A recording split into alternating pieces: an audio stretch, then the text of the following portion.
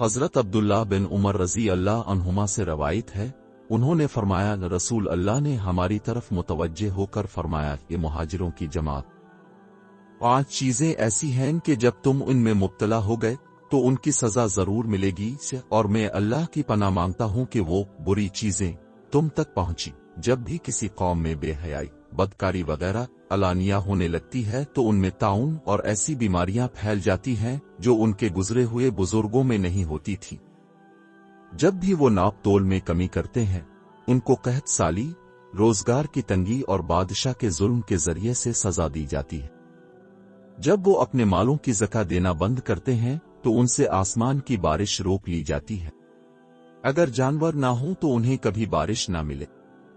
جب وہ اللہ اور اس کے رسول کا عہد توڑتے ہیں تو ان پر دوسری قوموں میں سے دشمن مسلط کر دیے جاتے ہیں، وہ ان سے وہ کچھ چھین لیتے ہیں جو ان کے ہاتھ میں ہوتا ہے۔